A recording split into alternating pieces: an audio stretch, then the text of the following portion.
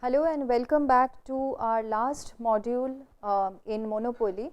We discussed till the last class that there is considerable efficiency difference between a monopoly outcome and a competitive outcome, and we saw that the monopolist, if the monopolist is able to price discriminate, it can increase its output and it can charge prices differently to different consumers. So, a price discriminating monopolist behavior is at least better than a monopolist who charges the uniformly same price to all consumers and hence ends up producing less amount of output in the economy. So, today we are going to discuss what happens when there is regulation or public policy, that is the government intervenes. So, basically the government knows that a monopoly outcome is not desirable because the full potential amount of output is not getting produced in the market. So, the government may like to control a monopoly outcome. So, what does the government do? The government can go for some public policies or it can decide to regulate the monopoly. So, the monopoly outcome is less desirable than the competitive outcome, since the price charged by a monopolist is more than price that gets charged in a perfectly competitive market, and a monopoly output is less than the amount of output that gets produced in a perfectly competitive market. So, the first point, however, should indicate that when we say PM and PPC, they may not be strictly monopoly and strictly price perfect competition outcome. What we mean by the first point is, whenever there is some amount of market power with the seller, the price is going to be more than competitive outcome and quantity is going to be less than competitive outcome. So, that is what that is the difference, or that is the difference that market power brings to the market outcome. So, coming back to the slides, hence the government tries to maintain market competition by regulating anti-competitive conduct by firms.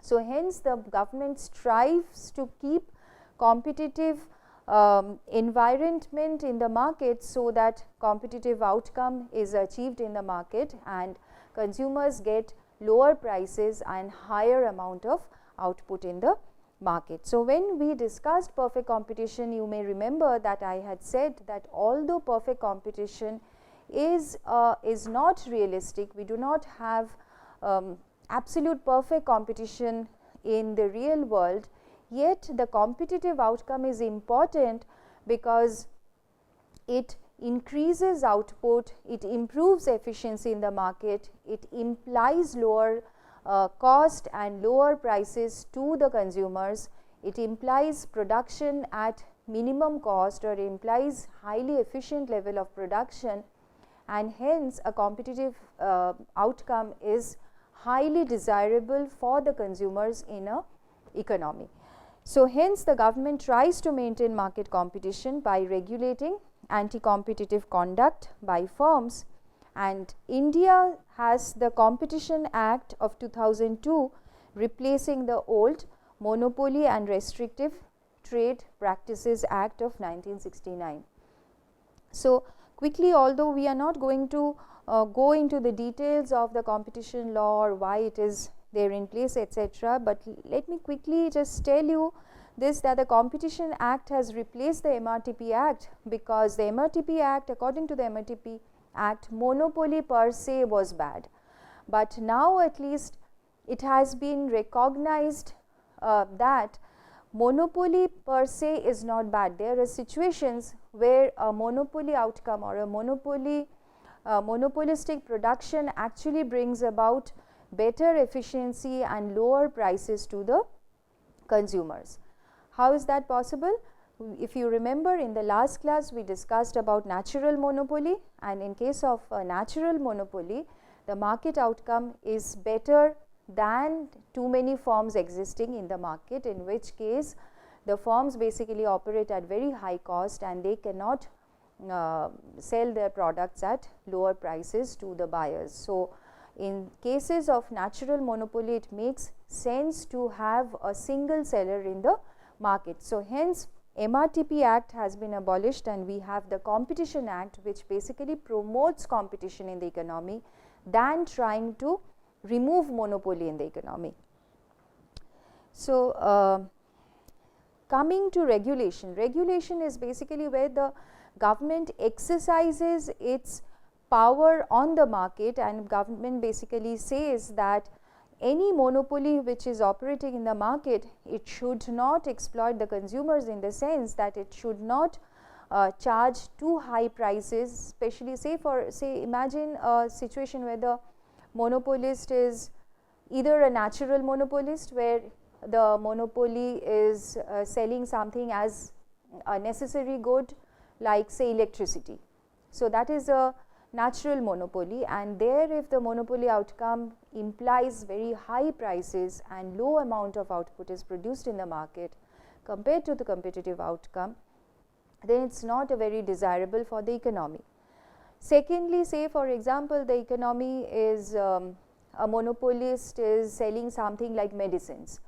It is a life saving drug that the monopolist is able to sell because it has a patent, but at the same time it charges too high a price, and so the drug is not affordable to the consumers.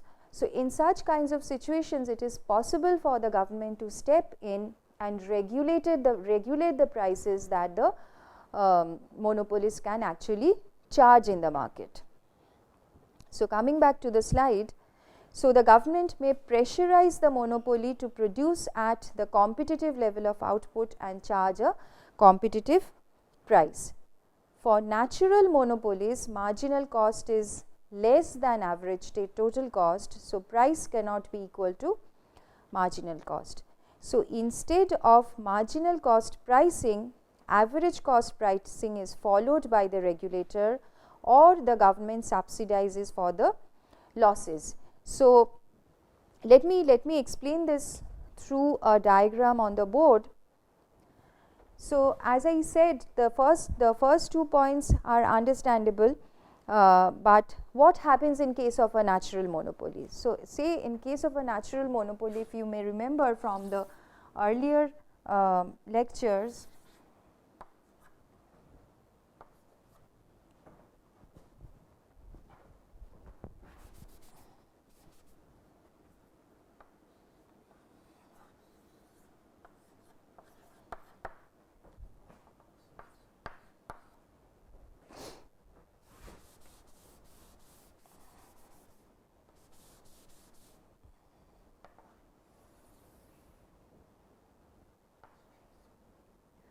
so if you may remember from the earlier lectures that we said what is a natural monopoly? A natural monopoly has very high fixed cost. Hence, for the natural monopolies, the average total cost looks like the average fixed cost, and for a very huge amount, till a very huge amount of output is reached, marginal cost is lower than the average total cost. So, let us so it looks something like this, and marginal cost also goes on like this.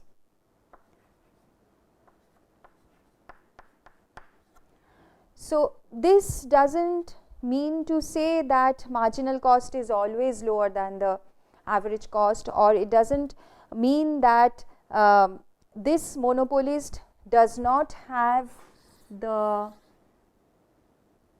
typical cost curves that we are familiar with, that this is the average variable cost, the average fixed cost, and average total cost, and this is marginal cost. So, this figure does not mean to say that we do not have a U-shaped curve. What this means to say that is this goes on for a very huge amount of output till it is produced, and then the marginal cost is going to intersect the average cost at the minimum point. So, for till a very huge level of output is produced, this is what the cost curve looks like to the producer, and this is the very reason that it does not make sense to have too many firms in the economy, because the amount that will be produced will be so small that the cost will be extremely high for the seller. So, this is a natural monopoly case, and we have the, say for example, we have the demand curve, this is the demand curve, and we have the marginal revenue curve. So, we have the demand curve and this is the marginal revenue curve. So, marginal cost intersecting the marginal revenue, this gives us the equilibrium output. QM is produced by the monopolist and it charges a price of PM, it charges a price of PM. And what is the cost to the firm? The cost is average cost at Q, this is the cost to the monopoly, natural monopoly. So, this is the cost to the natural monopoly. So, green area is the huge amount of profit that the monopolist is incurring. So, the monopolist is getting a huge amount of profit equal to the green rectangle, and so the output is QM and price is PM. Now, what would have been the competitive output? The competitive output would be where marginal cost intersects the price line.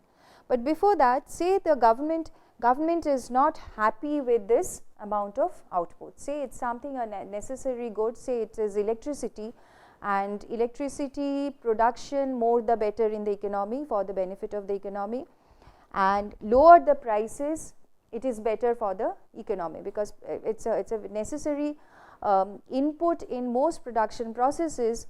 So, if you leave the power generation in the hands of a monopolist and it controls output to QM, charges a high price PM, this is not at all an ideal situation which the government would like to continue.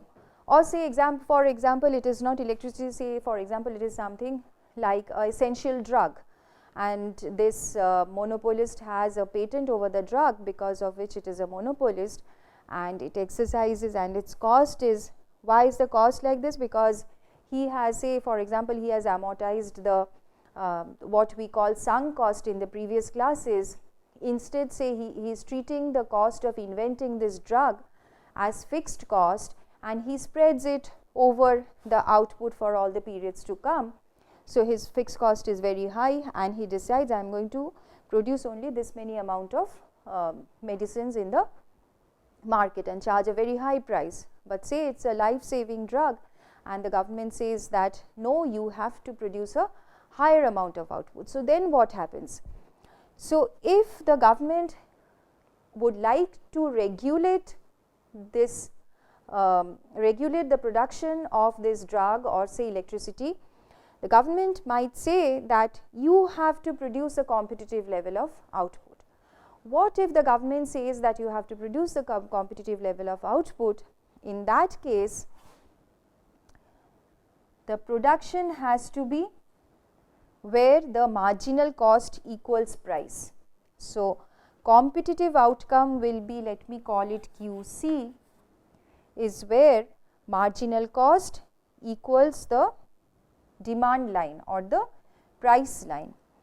Now, what happens here? So, lot of output is produced, which is QC is much higher than QM. What is the price that the monopoly gets to charge? It charges a price over here, PC. But is it feasible for the monopolist to continue in this market if it charges a price PC? No, because at QC the average cost is much higher than the price. So, basically the monopolist is facing a loss. So, the monopolist is facing a loss. So, this is his cost. So, the monopolist faces a loss equal to this blue rectangle. So, this is the loss that the monopolist will face if it is directed by the government to produce at the competitive level of output. So, this is the loss and this was the profit in the earlier case. So, this is the loss that the monopolist has to incur, and how does this? So, if it is a loss that the monopolist is going to just shut down his production and say that I am leaving the market, I cannot produce at this produce this amount of output and incur such a huge loss. So, what are the options available to the government? What the government can do is, government might say that okay, I will subsidize you for these losses. So, one option that is available to the government is, government may pay the monopoly this blue rectangle or cover for the losses and force the monopolist to produce at QC and charge a price of PC. But that is not again a very desirable outcome, because where is this subsidy going to come from? It is going to come from taxes to be paid by the people. So, they may not like it and it is not a very desirable outcome. So, the next option that the government usually exercises is, the government says that let it not be marginal cost pricing, that is, you need not keep your price equal to your marginal cost, keep your price equal to your average cost. So, that is called average cost pricing, and the government says that okay fine, you are allowed to charge a price along your average cost, where average cost is equal to the price that you charge. So, you charge a price slightly higher.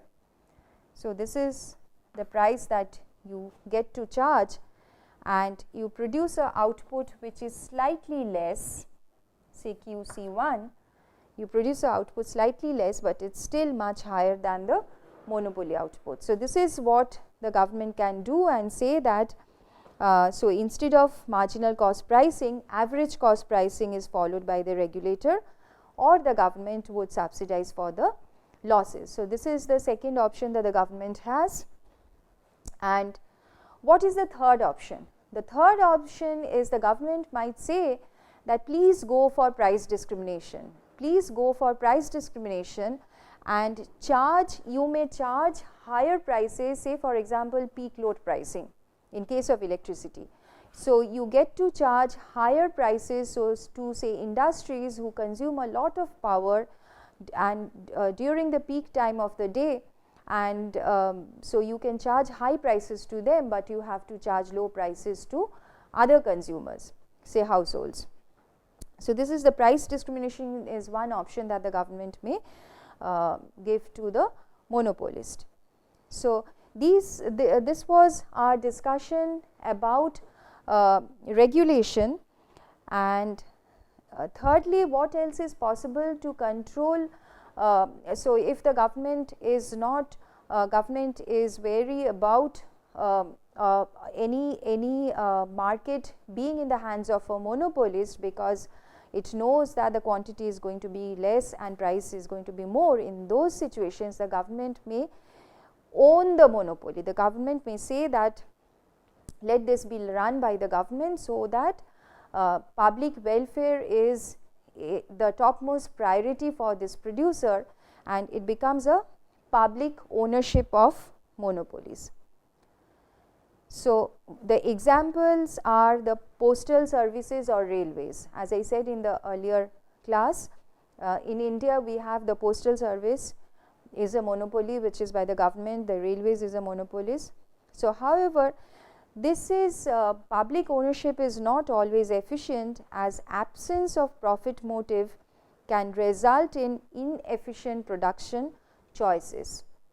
So, what happens is, in case of postal service or railways, the government may being a extremely benevolent government may try to produce a competitive level of output here and incur a lot of losses which are covered from the government revenues, but since it is already known that the losses will be covered, so the efficient production choices may not happen.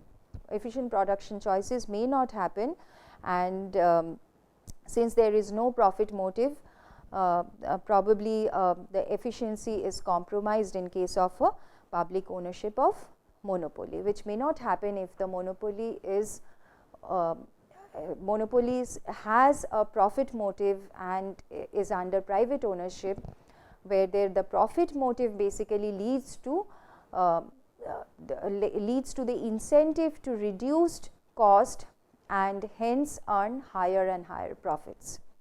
So, was about this entire week we have discussed about monopoly, and we have seen that the monopolist has the output and price combination that the monopolist can decide on is slightly tricky for the monopolist, because he has to not only decide the level of output, he has to also decide the level of prices. However, the monopolist knows the demand curve, it has an understanding of the demand curve, so it respects the demand curve, and after deciding on the profit maximizing level of output, it decides its price on the basis of the negatively sloping demand curve, and hence he decides on the price and output, and he has to always be concerned about a negatively sloping marginal revenue curve, because when he produces an extra unit of output, his price basically goes down,